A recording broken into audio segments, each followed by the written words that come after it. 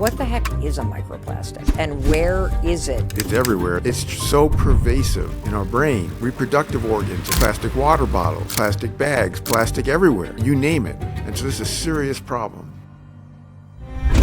Hey, it's Mel. Today on the Mel Robbins podcast, we have Dr. Eric Topol. He is one of the most respected scientists and medical researchers who's alive today.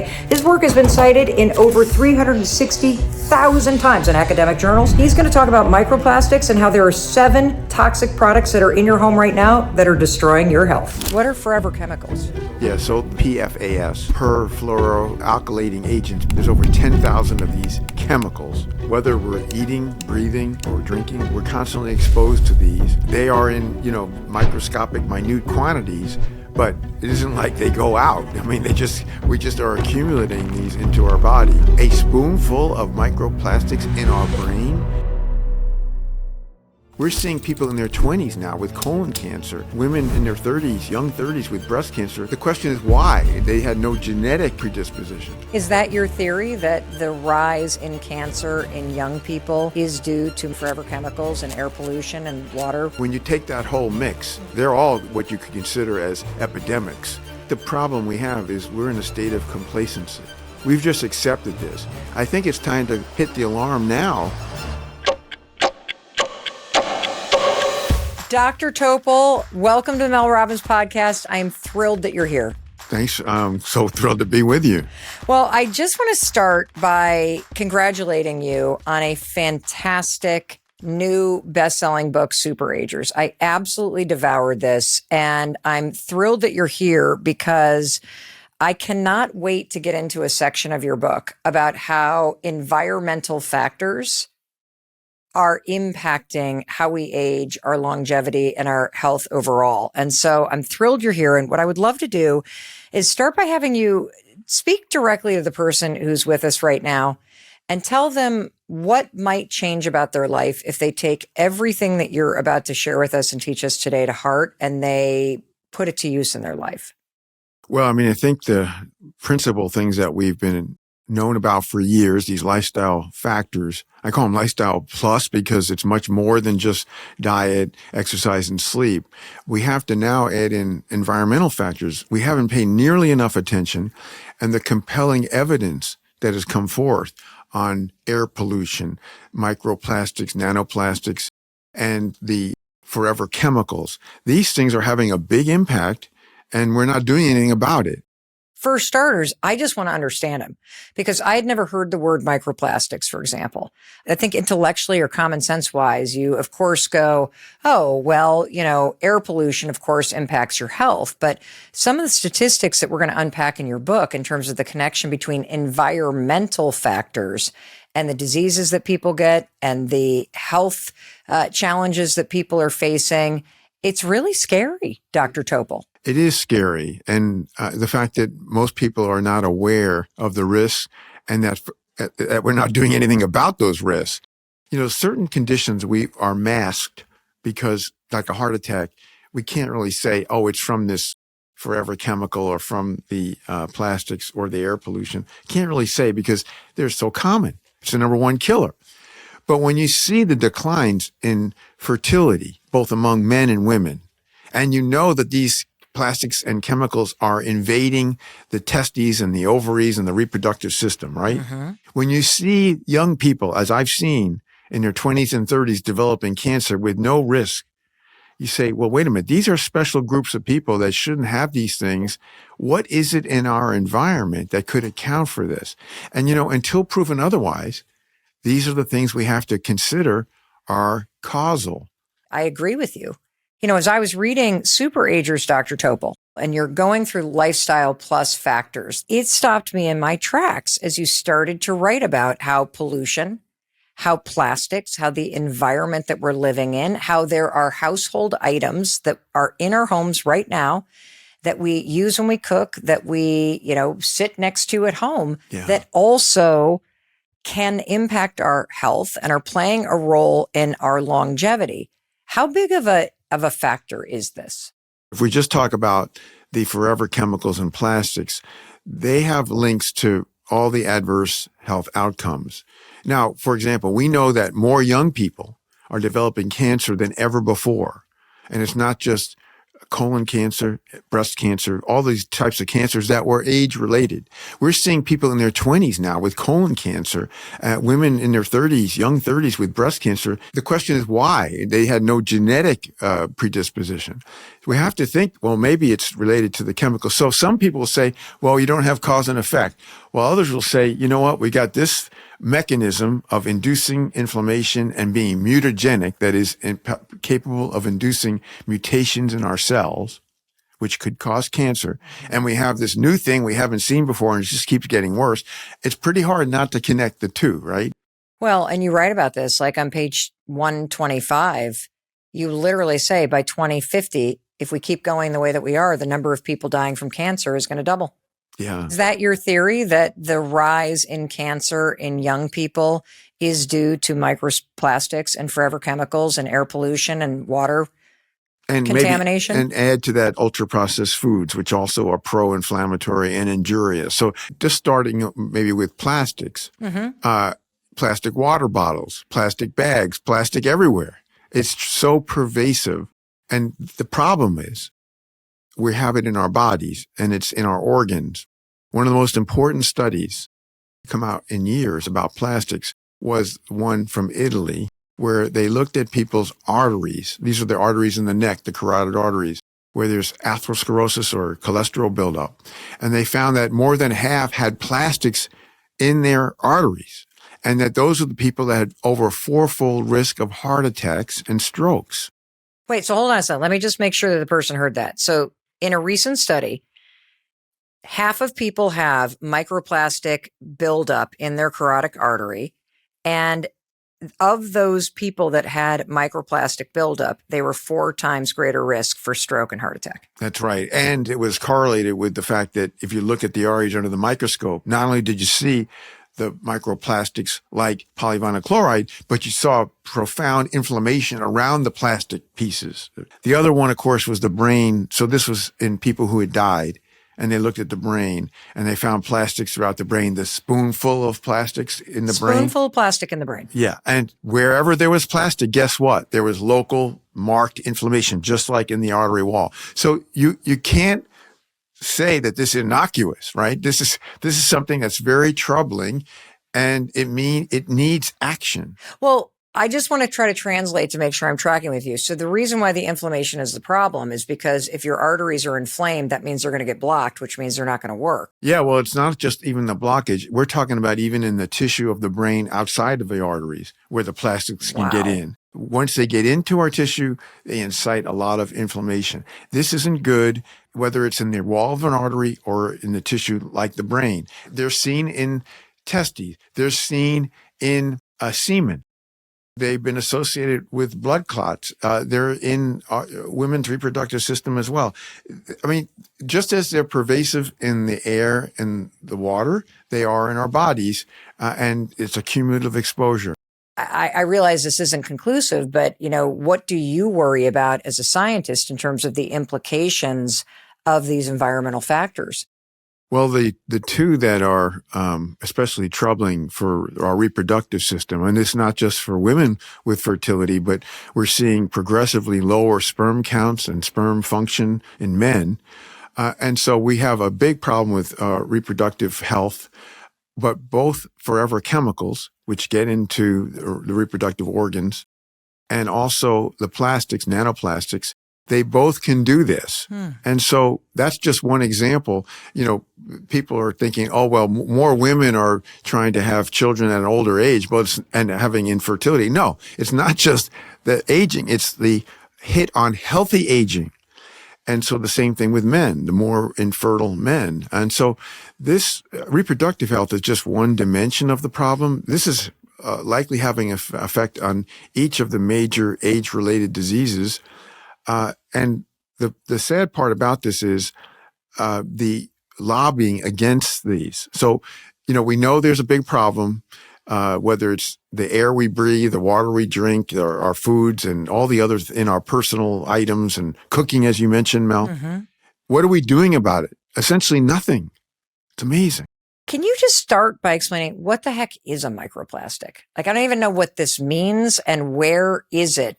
Is it in the air? Is it in the water? Like, is it in the bottles? Like, what is a microplastic, Dr. Topol? Yeah, well, it's everywhere. That's the sad part. You can only see them under a microscope. So yeah, it's the plastic bag or the plastic bottle, but it's coming out of these things.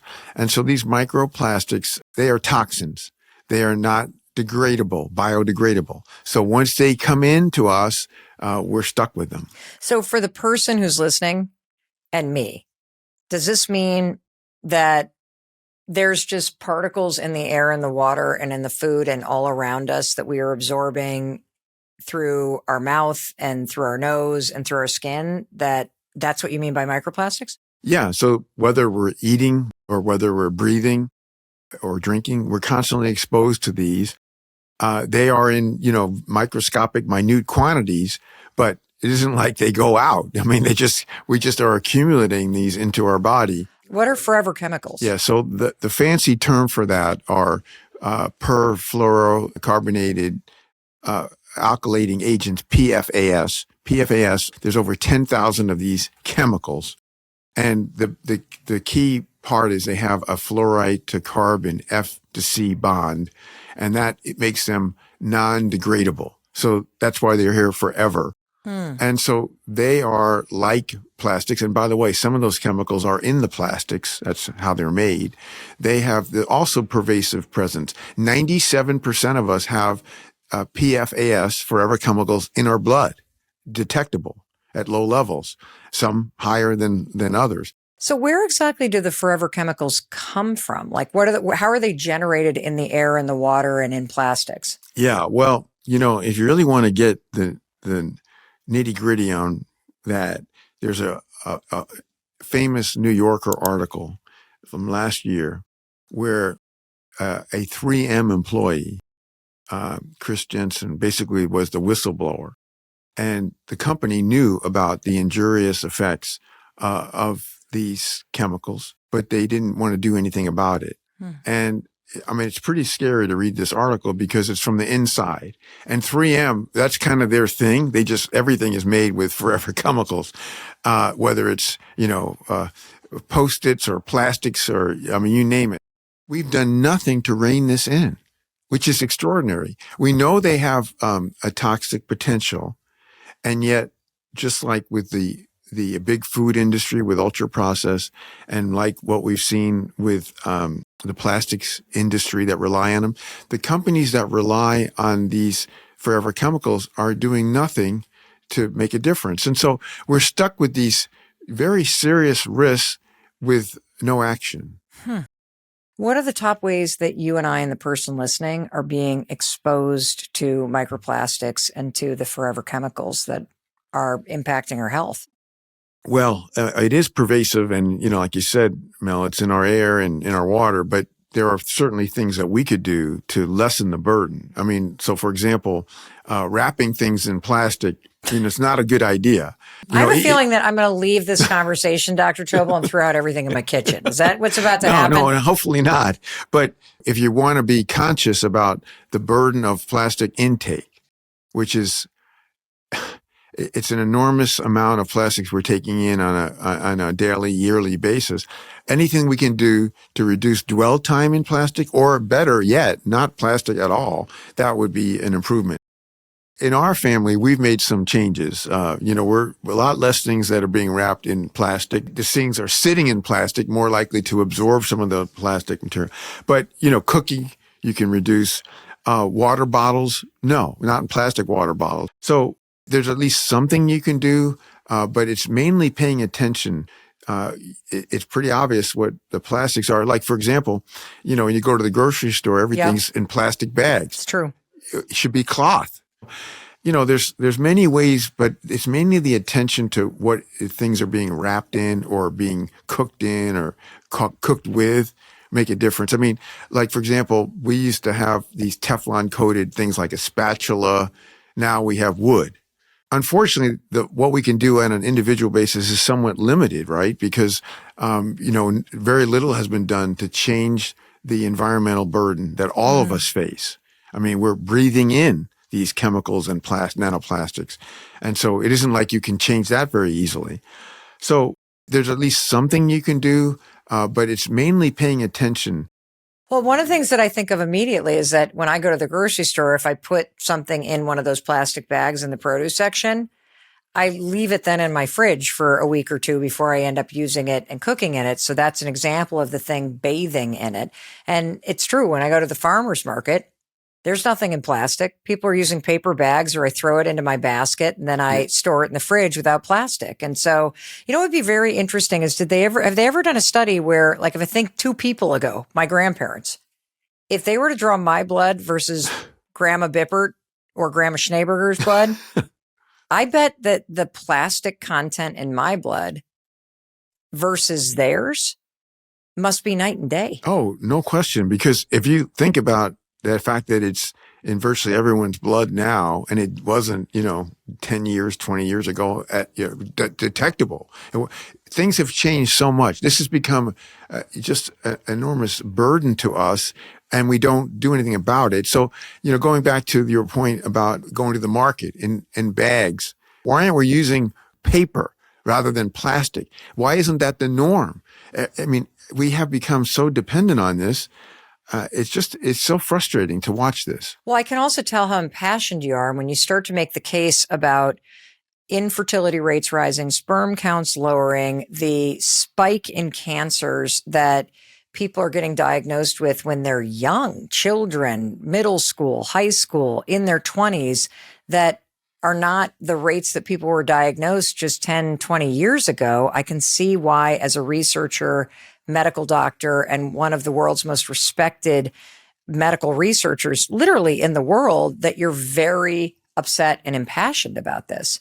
What if we go through a couple items one by one and have you talk about how they're either the free chemicals in this thing or the plastic in this thing can impact your health and what changes to swap out? Does that sound cool? Sure. All right, cool. I'm going to have our executive producer, Tracy, bring over a box of things, and you can't see this if you're listening on YouTube. You can watch this, but I'm going to narrate this as Tracy puts a gigantic. And now I'm afraid to have this stuff near me because now I'm like, oh my God, Dr. Topol just said this is all very dangerous stuff. So let's just start with, I've got Tupperware. Tupperware. I've just got big. You can hear it. These are in my cabinets right now. Talk to me about Tupperware. Yeah, Dr. Topol. The Tupperware parties, you think about that, is like adding the plastic burden that we don't need at all. We should be avoiding plastic containers, which of course are everywhere.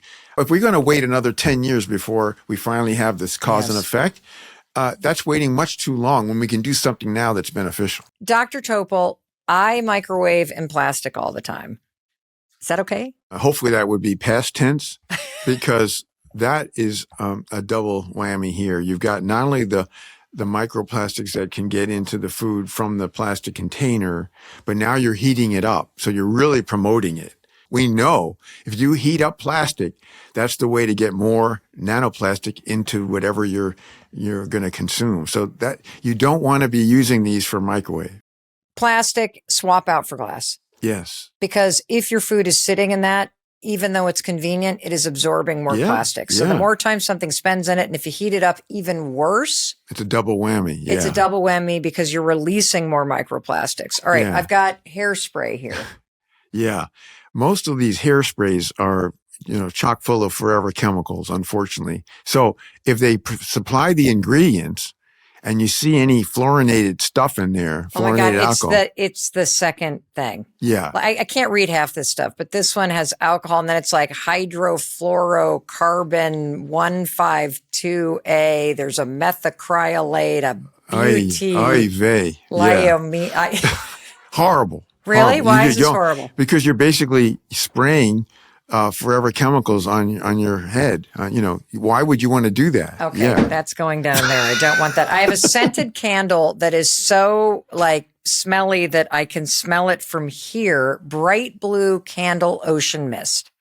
Yeah, it's troubling because it could be emitting forever chemicals. Just the fact that you can smell it without it being lit and the color of it right? As well as lack of ingredients. Does it say what's There in are there? absolutely no ingredients on this. This is troubling. I mean, it's possible that there's no PFAS in it, but my guess is it's got plenty of them. How is a scented? See, I love candles. I do too. But how is a scented candle a toxin in the environment? Because now you're putting these right into the air you're breathing. Okay. And so you're basically inhaling these forever chemicals, which you don't really want to put into your body. Is there a slightly better candle? Like you see the soy-based ones? I don't have any candles that are a color. The color might be an indicator that we're getting into artificial stuff. Okay. But the question is, why not put the ingredients like what you just had for the hairspray? Show us what's in it. We deserve that. And if it's got a fluorocarbon in there, we know it's non-degradable and it's going to get in our body and we can't get rid of it. All right, let's talk about deodorant. Yeah. So this is a deodorant. This one, it's got alcohol and PPG 114 beauty ether cybo. I don't even know what the hell. Paula. Is this an indication that this is problematic? Well, if it has a fluorocarbon, anything with fluoride and carbon in there or alkylating agents, that's when you get the forever chemical. So that chemical bond is irreversible, non-degradable, and just whether you eat something with it or breathe something with it, you're stuck with it forever. What about perfume? So I've got perfume here that I like hydro. Okay. I see a lot of methylbenzyltheanol. I can't read this stuff. Yeah. That is incriminating. Again, at least it lists the chemicals. Some of them don't even list their ingredients, right? Yeah, I don't think mine lists my ingredient. But if there's a forever chemical in there, which it sounds like there might, I would try to stay clear of that and stay with ones that, have organic, non-chemical stuff in them because, then you're perfectly safe. What's so interesting about this conversation is I'm so psycho about moving my body and getting sleep and eating whole foods. Like I call it my grandmother's diet. I just try to eat local. I try to eat whole foods as much as I can. I don't eat out of bags and boxes whenever I can. And so I'm nutso about this kind of stuff. And I'm just slathering chemicals all over my body and spraying it on me to make it look good and then drinking out of my plastic bottles and microwaving my whole foods in my plastic containers. It didn't even occur to me. This was amazing. When I did the deep dive in researching all the evidence about this, it became much more alarming. I wasn't aware of this either. And, there's still some holdouts. There's still some naysayers saying, oh, it isn't as bad as you think. But you know what? When you put these things together, all these so-called epidemiologic studies, large cohorts, and showing the increase of exposure and how this is so much associated with bad health outcomes and acceleration of our aging process, this isn't good. I've seen a lot written recently about also these free chemicals and plastics that are in women's products for menstruation and also baby diapers. Yes. Can you talk to me a little bit about that? Like, what are you looking for the same thing? And say the chemical again that we're all looking for. Well, it's any perfluorocarbon. Unfortunately, there's been a big review of menstrual products, and many of them have significant exposure of forever chemicals.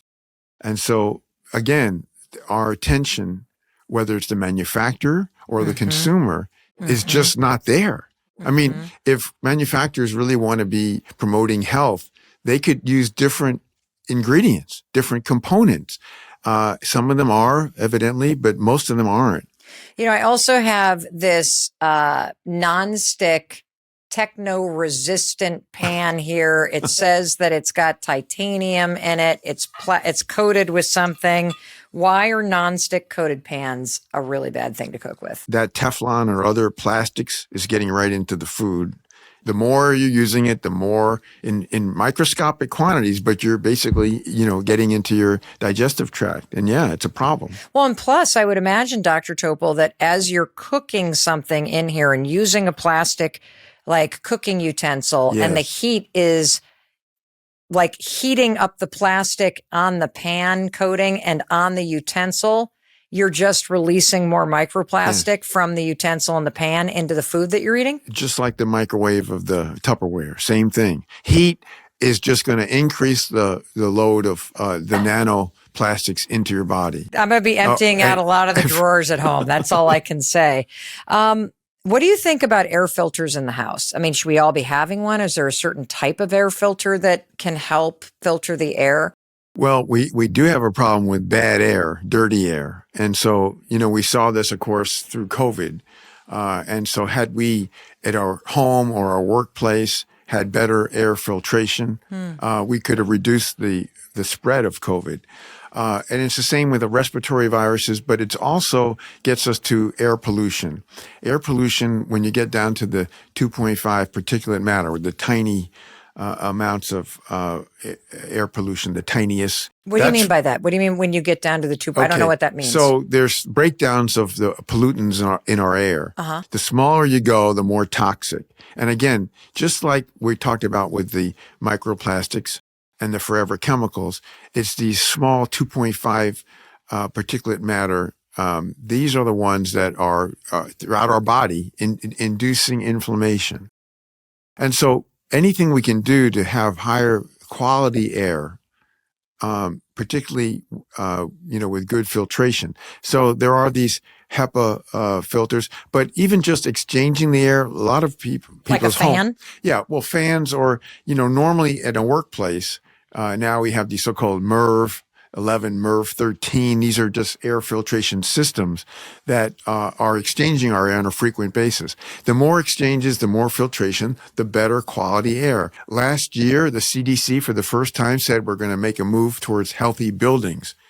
And that sounded really good. But what's actually being done? That involves, much better ventilation and filtration systems. And there's little action that's actually been taken.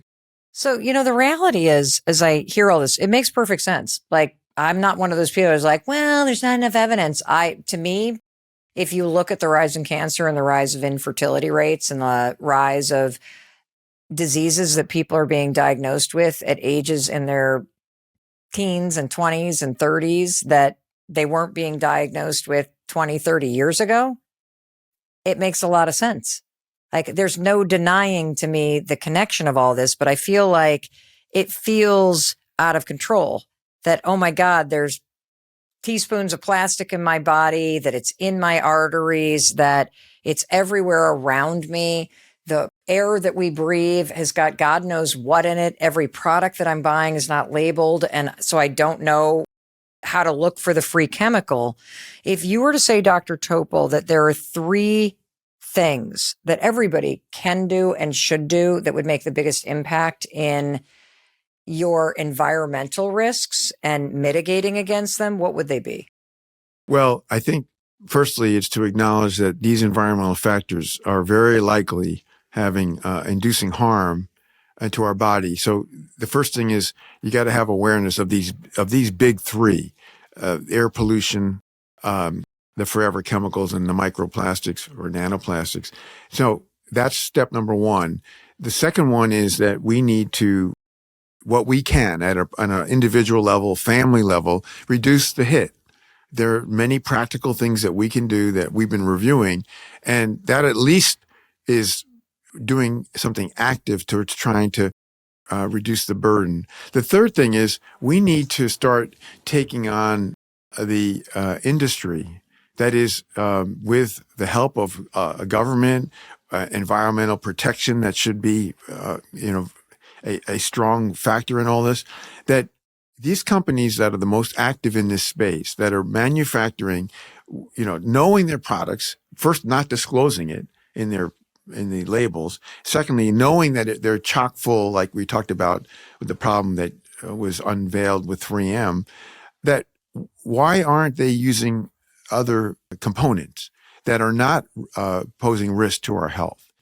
Because, when you look at these factors, like, for example, now that we know that you can look at all the layers of a person's data and say, there's just no reason that person would get pancreatic cancer.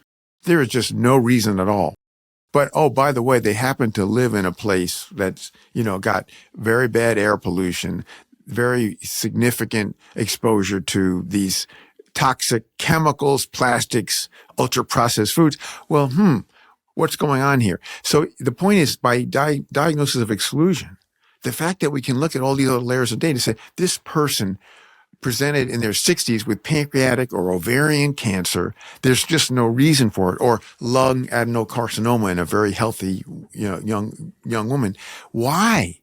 Well, all these things we're talking about here, because they induce inflammation, they induce mutations in our cells that could be carcinogenic. That's terrifying. Yeah.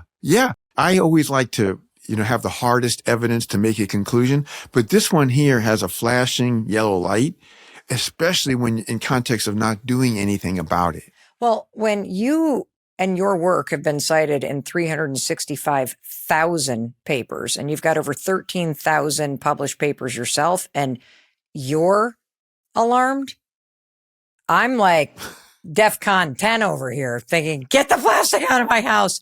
What would you say, Dr. Topol, though, to somebody who is listening like somewhere around the world, because our audience is global? Yes. And, there is a person that is listening to this who is going to feel so overwhelmed by the chemicals and pollutants that they are surrounded by because of where they live, and feel like, well, there's nothing I can do.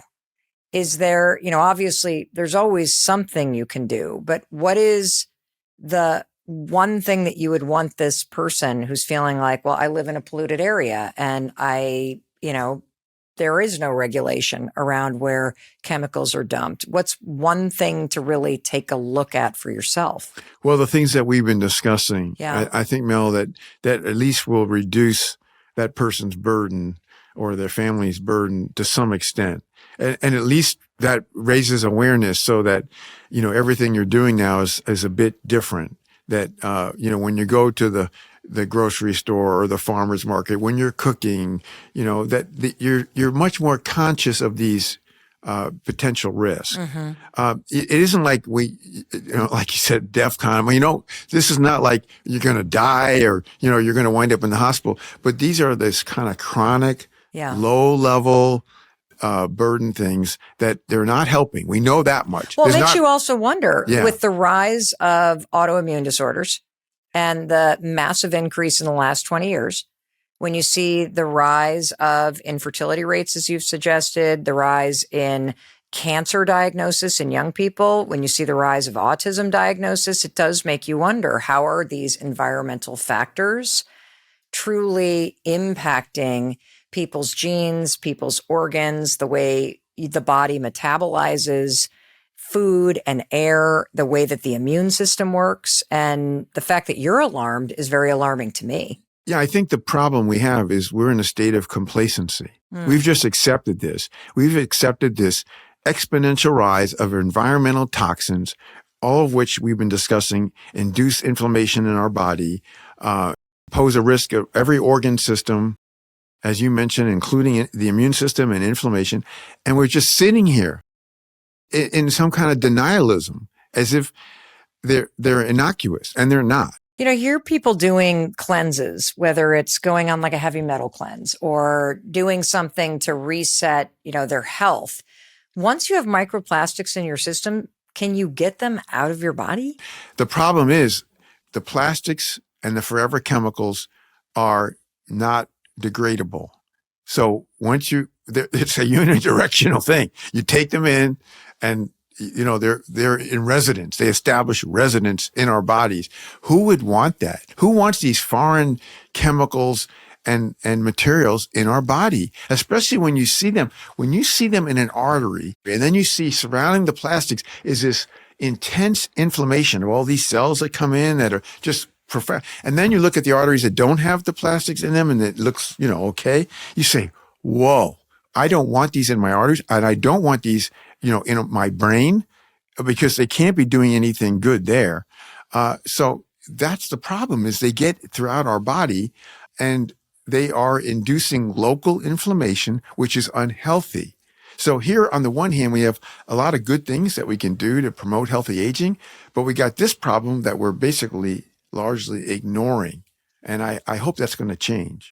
Well, one thing that I am getting out of this conversation that I think is really important. Number one is that there are simple changes that I need to make, that our family needs to make. Now that I'm aware of it in terms of how we cook, the products that are certainly in our kitchen, the way that I am heating up food, the containers I drink water in. I grew up in an area where there was a lot of manufacturing, and there was not regulations related to the dumping of chemicals in lakes. And there were, when I was growing up, clustering of different types of lymphomas and cancers, which of course all then tracked back to the chemical dumping. And so we know the connection between the environment and people's health. And we know, based on very bad things that have happened, how chemicals impact people's health. And so the fact, I agree with you, that we're not regulating this or protecting people from it seems profoundly unfair and frankly stupid. Totally stupid. I also think if we're already on this hockey stick upswing, what's going to happen in 20 or 30 years? Yeah. What's going to happen to our kids? Well, I really appreciate that point because, the Super Agers book is, brimming with optimism because we're going to be able to prevent diseases. We have this newfound potential to do that. And we have this problem, is the overhang, which is, when are we going to get serious about environmental toxins and exposures? They're there. They're increasing. It's undeniable that they're posing some hazard. In order to reap the benefits of this amazing capacity of prevention that we're going to have, we've got to pay a lot of attention to this issue. Mm-hmm. Well, I'm glad you brought up optimism because, Super Agers, your best-selling book, which is an evidence-based approach to longevity and using the science of aging to your benefit so that you age well, regardless of whether you're 20 or 30 or 40 or 50 or 60 or 70 or 80. And the lifestyle changes that you talk about in the book, whether it's sleep or exercise or eating less processed food or staying socially connected, are the evidence-based way to improve your health outcomes. And, I'm happy that you also were willing to laser in on a piece of your book that was about the environmental aspect, because this is a piece that can feel very overwhelming. And a lot of us, frankly, don't know about it. And I've prioritized convenience over my actual health. And I've prioritized just kind of being laissez-faire about it because I didn't understand the deep connection and the actual scary evidence that you've laid out today about how environmental factors are contributing to poor outcomes as you age, regardless of how young or old you are. And so, I am so appreciative, Dr. Topol, that you were willing to make the case and willing to talk to us about some of the simple changes we could make and to get us really revved up about the importance of this as a species, frankly. Particularly with children here, they're exposed to lots of plastics and these chemicals. And of course, it's the duration of exposure throughout a person's lifetime that also plays a role. And I went on a field trip with my 11-year-old grandson last Friday, a marine biology field trip. And during that trip, the kids all had lunches. And it was really interesting that their parents, typically their mothers, of course, many of them had packed things in their lunch, no plastic at all. I said, wow, this is really impressive. So some people are getting the memo. Some people are figuring out that there's ways to work around this plastic pervasiveness. And that's reassuring. We all can do better.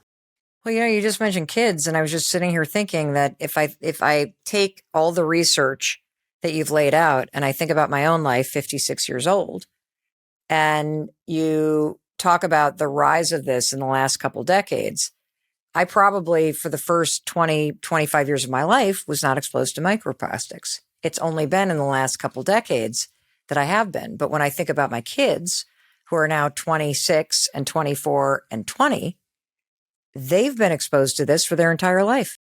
And, we love to point the fingers at social media, which certainly has its upside and massive downsides, especially in the development of young brains. But it makes you wonder, is the rise in ADHD, especially the early diagnosis and other neurodivergent issues, also partially because of these environmental toxins. And again, don't know, but when you really look at the research and the evidence, it's hard to deny that it's got to be a contributing factor. That's the way I see it, Mel, because there's no way these things are good for us. And when you see the rising incidence of these things, there's no other explanation. It's hard to point away from this as a root cause. These things can't be good for us. And let's assume that they're bad for us and do something about it. Dr. Topol, if the person listening does just one thing when they're done listening to all this that you've shared with us today, what would the one thing be? Well, I still want to leave a person with a very optimistic outlook. Yes. That we have a capacity to prevent diseases that's more powerful than ever before in medical history.